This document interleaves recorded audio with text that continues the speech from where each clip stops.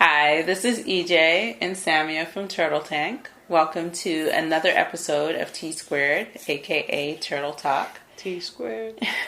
And today we're going to be talking about how plans don't work. Plans don't work. You do. So, I've been to like 3 different entrepreneurship training programs. And the first thing they had me do in each one of those was to create a business plan. But you're telling me that plans don't work. So, well, you tell me, did that work? No. Did that help you? No, I don't think I even looked at them after the class was over. Right? Yeah. I mean, that's why you and I ended up meeting because of that. You know, you've been through failures. through a lot of different things. Yeah. I think the business plans in particular are archaic. The original purpose in my understanding of business plans is that it was a presentation for an investor or a bank. So essentially it's a presentation to get money. It's not helpful for the person that's, well, let me just say it's not efficient and efficacious and effective for the person that's working on starting a business, because it's unrealistic. You know, what you think you know before you hit the ground is nothing like what you actually find out when you're on the ground. We both know that. Yeah, everybody we work with knows that. Things shift, and especially in this age, at this time, where things are moving so fast with the onset of, you know, new technology and all these different things. You can't predict, I think, if realistically beyond 3 months. Yeah. You know, well, you can't really honestly. There's a lot of research that proves that too, that supports that. Right. Right. So what I prefer to talk about is strategy. And strategy is more of like a framework, a way of walking versus a way of planning. Oh, I'm going to do it like this, X, Y, Z, W, you know, is unrealistic, because you, and a lot of, big consulting companies, and I'm not going to call out names here, but, we'll set out to create some big strategic plans with, millions of dollars worth, that ultimately end up failing, through, not at the fault of implementation from the company that's implementing, but, because plans like that and a planning process that takes months to put together, and like all the research and all that, I mean, is questionable, in my opinion, especially because things are on the ground and changing so quickly. So you have to be on the ground, getting constant feedback and adjusting your direction and micro movements, and that's what, there are a few programs out there, from the lean entrepreneurship approach to, live entrepreneurship on the go, that I call, my method is called live strategy. So it's being live on the ground. And so what I help people, do is use a framework, an approach to assessing each and every decision that they're making, making the next best decision after that.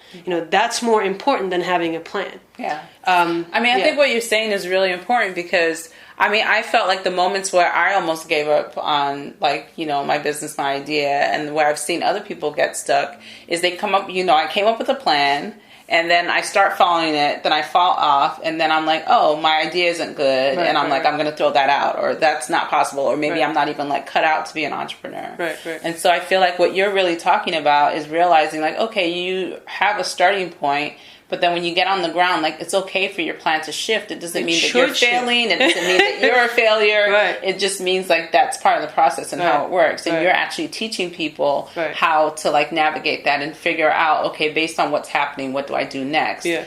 Exactly. Instead of quitting or giving up on myself. Precisely. Okay. Yeah, the best advice I ever got, and I got it from a few people, and one person that I never spoke to ever again, and I want to talk to her again.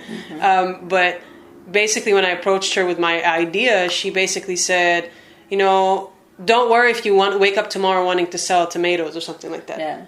It may end up being a movie. It may end up being, she's like, let yourself, explore the truth of what it is that you want and what it is that your project wants or is on the ground. And that's being an artist, that's kind of like a given of how we're supposed to work as artists anyway. You kind of let your work tell you what it is. And so I was more comfortable with that than maybe the more traditional entrepreneur, the person, so being like, oh, well, it's the same thing as a play unfolding. I have to let the characters tell me what they want. I have to let the pages kind of write themselves, and so there's something with that. Yeah, I mean, I think that, what you're saying makes a lot of sense. And I can also understand, like, the fear of, okay, how can you be like that with the process when your livelihood is dependent on it? When you're kind of like, well, I need to make rent, so how much am I supposed to just kind of go with the flow on this? Yeah. And so, like, what are the ways that you actually, like, use it and, like, use it to help, like, radical entrepreneurs actually, like, ground themselves in their work? Ooh, that's a good one. So I think when I say don't plan, I don't mean don't have a vision. I don't mean don't have goals. I don't mean don't have a strategy. I think there's a container, at work. And we can talk about this whole thing around livelihood later, because I think that there are more or less risky ways to start a business. And we can get into that when we start. And I have done both and have struggled through both. Yeah. But I think both, I mean, the more or less risk, I think ultimately, the way that I'll give some kind of tips about how I work. So I always say, like, have the grandest vision possible you can have and have the smallest possible goal you can have, and your goal should be no more than a 3-month goal. Your vision should be a 10, 15, 20, 30, 50 year vision, 100-year vision. I don't know, however long you think you're going to live. You're going to get 100 and, I guess, 50. Yeah. But, that's one technique that I use. And then everything in between, I have a strategic framework that's an evaluation framework that helps you address, working on a project at its smallest possible stage, so that when you quote unquote fail, and that's again, a definition of failure is complicated, but when something doesn't go as you've expected it to go, you haven't spent hundreds of thousands of dollars building it and then figuring that out. You've only tried it at its smallest possible level, and then there's a way to do that that's very effective, and like I guess what we would call in a marketing, a multivariable kind of, a split test, I guess, per se. Basically, I'm going to make multiple hypotheses at a very small level and test them all at a very small level and see which ones survive. Okay. So let's do it this way. So let's say I came to you and I was a new client, and I was like, I want to build a school. I want to create a school for youth that's like really centered around like teaching them about like trauma and like healing, and giving them all these like different holistic healing tools in addition to like their academic curriculum. And I was like, that's my big vision, that's my big idea. Like, where's the smallest possible place? Like, how would you guide me to finding that smallest possible place to like start? Okay, the three-legged stool concept, or essentially what makes up the fundamental DNA of a school? The kids, students, the teachers, and then the way that we teach, like our philosophy and the curriculum. The curriculum, right. So I'd say you have those three elements. Forget the school, obviously. And in combination with what's really unique about what you do, if what's unique is in the curriculum, or if what's unique is in the way you facilitate a group, or if what's unique, so we're going to look at what's really unique about what you do, basically your strength and your talents. If you're a curriculum designer and you know how to put a beautiful curriculum together that's really effective, then that's going to be your strong point into entering into an educational experience. And you may not create a school, you may create a company that provides curricular support. I don't know yet, but we find out what the DNA element is of that project at the very core. What I call, I guess, your three-legged stool. What does it take for your project to stand on the ground with this most basic elements, the most essential elements that identify it as your project and make it uniquely yours, Nice. right? And uniquely positioned. So I go through a process for that. Obviously there's your uniqueness, and then the project I call it define and refine. So you define what you want for yourself, and then it gets refined on the outside through you looking at how uniquely it is positioned amidst its own market of, say, curricula that are similar to yours, right? And so that is there is a fundamental element here. I don't say, start researching charter schools because you're going to open up a school. Like, what is really unique about your project, and what is the very first step you can take? So I mean, that's a quick way of saying. Obviously, I haven't. I mean, it's just an example.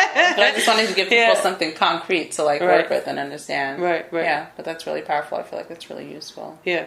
There are a lot of exercises that get you to that point. So it's Yeah. It's exhaustive.